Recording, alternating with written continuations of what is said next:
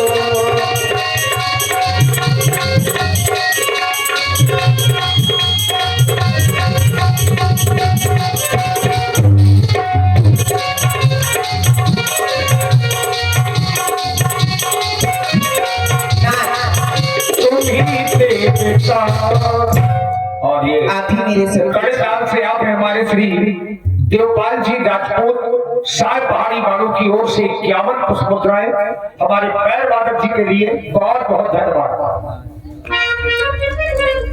ना मैं चाहती हूँ कि आपका भाई आपको ललकार रहा है, तो मैं चाहती हूँ कि आप इस समय रण को ना जाएं। इस समय न रण को जाओ पिया, दिल मेरा बहुत धड़कता है। मैं नहीं समझती क्या कारण जो दायानी पे भड़कता है।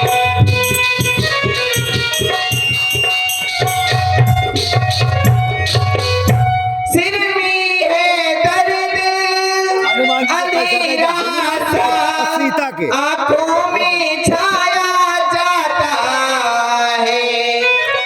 मैं रोके खड़ी कलेजे को, ये मुंह को आया जाता है।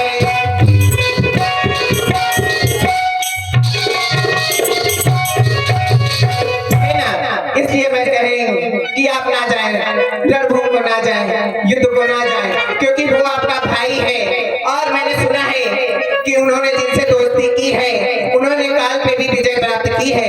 इसलिए ना जाएं, रुक जाएं। ये तुम्हारे द्वारा कहा जा रहा है कि युद्ध क्षेत्र में न जाए।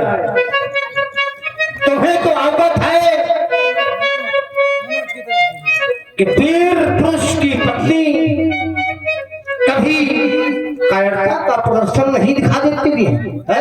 और तुम जानती हो हम जैसे वीर और युद्ध क्षेत्र के लिए आप बार बार मना कर रही हो।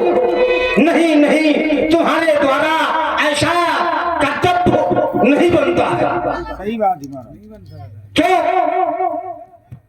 तुम तो एक वीर पुरुष की पत्नी हो, तुम्हारा धर्म बनता क्या है?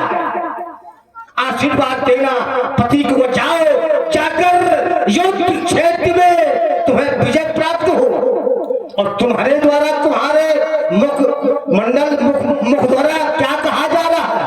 मुखारपिंड से स्वामी आप युद्ध क्षेत्र के लिए न जाए। नहीं नहीं, ऐसा नहीं हो सकता।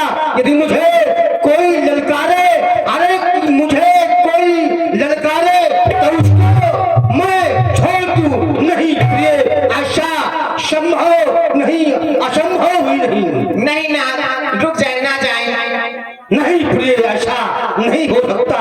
यदि कोई मुझे ललकारता है तो मैं अवश्य युद्ध क्षेत्र के लिए तत्पर तैयार रहता हूँ। नहीं, ना जाए नाथ, ना जाए। हटो! देखो, लात मार करके महाराज बाली आगे की ओर बढ़ गए। कौन ललकारने का साहस आज बाली को कर रहा है? कह रहा है, बाली निकल बाहर। यदि बाली बाहर निकलता है तो सभी भय से